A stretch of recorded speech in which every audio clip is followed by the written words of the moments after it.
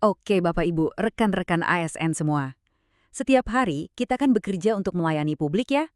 Nah, di zaman serba digital ini, pelayanan kita jadi makin canggih, makin ngebut.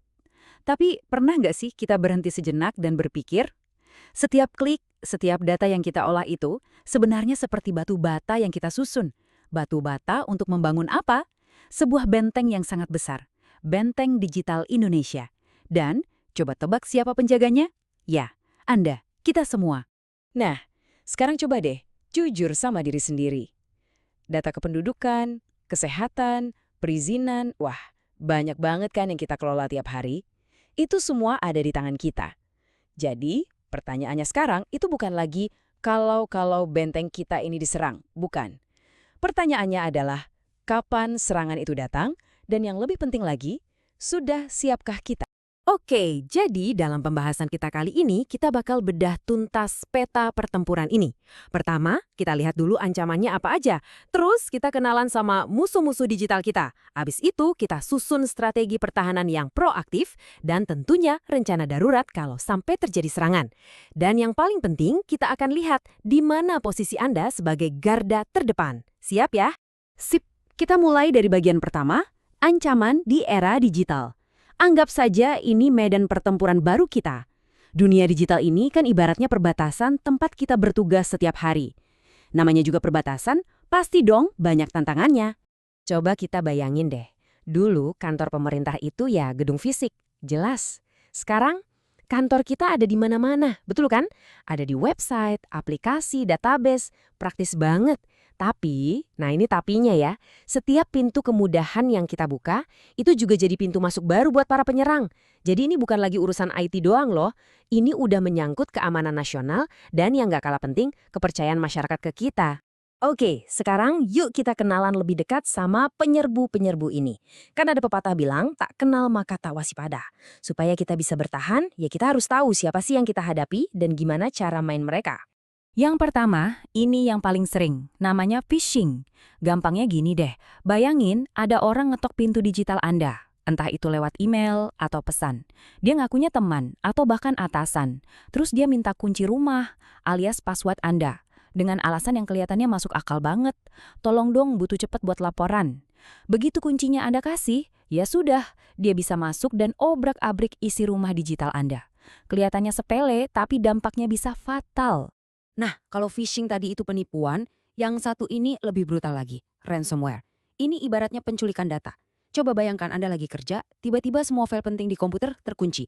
Nggak bisa dibuka, terus muncul pesan di layar. Data Anda kami sandra. Bayar sekian atau lupakan data Anda selamanya. Serem kan? Itulah ransomware. Aset digital kita disandra dan mereka minta uang tebusan. Oke, kita udah kenal musuhnya. Terus gimana? Apa kita cuma nunggu diserang? Tentu enggak. Pertahanan terbaik itu bukan yang reaktif, tapi yang proaktif. Jadi sekarang kita bahas gimana caranya membangun tembok benteng kita supaya lebih tebal, lebih kokoh, jauh sebelum musuh bahkan kepikiran buat nyerang. Kuncinya satu, jangan nunggu kejadian dulu. Kita harus selalu selangkah di depan. Maksudnya, ya kita harus rajin patroli di benteng kita sendiri. Cek setiap sudut, cari di mana ada retakan, di mana ada titik lemah. Intinya, kita harus nemuin duluan sebelum musuh yang nemuin. Nah, proses inilah yang kita sebut penilaian resiko. Gimana caranya? Ada 4 langkah sederhana. Pertama, kita tentukan dulu mana harta karun kita. Maksudnya, data atau sistem mana sih yang paling penting, yang kalau sampai kena, dampaknya paling besar. Kedua, setelah tahu hartanya di mana, kita analisis siapa yang kira-kira mengincar dan lewat mana mereka bisa masuk. Ketiga, baru deh kita pasang perangkap atau benteng tambahan, misalnya perkuat password atau pasang alarm. Dan terakhir, ini yang paling penting, ini bukan kerjaan sekali jadi, harus terus dipantau, dicek ulang secara rutin. Oke, kita udah bangun benteng sekuat mungkin. Tapi, gimana kalau amit-amit ada aja penyerang yang berhasil bobol?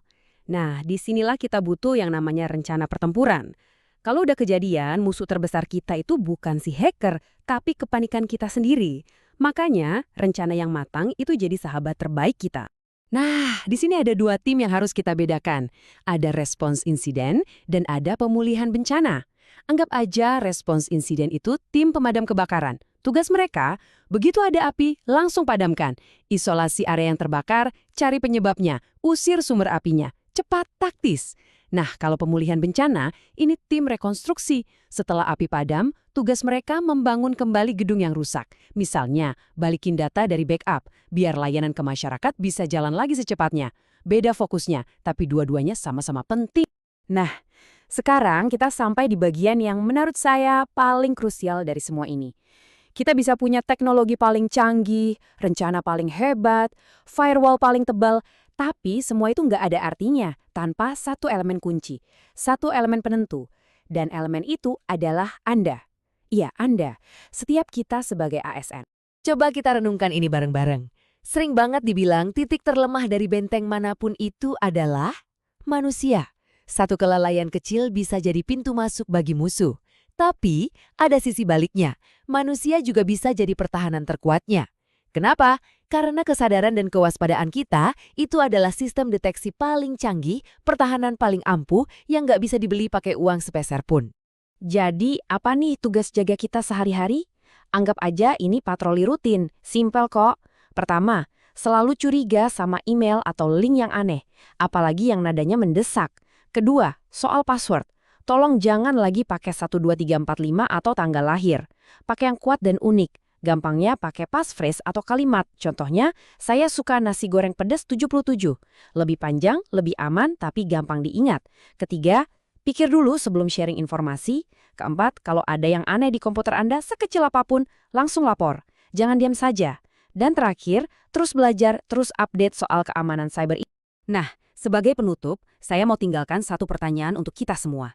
Keamanan siber ini bukan cuma tugasnya tim IT ya, ini tanggung jawab kita semua. Tanggung jawab bersama.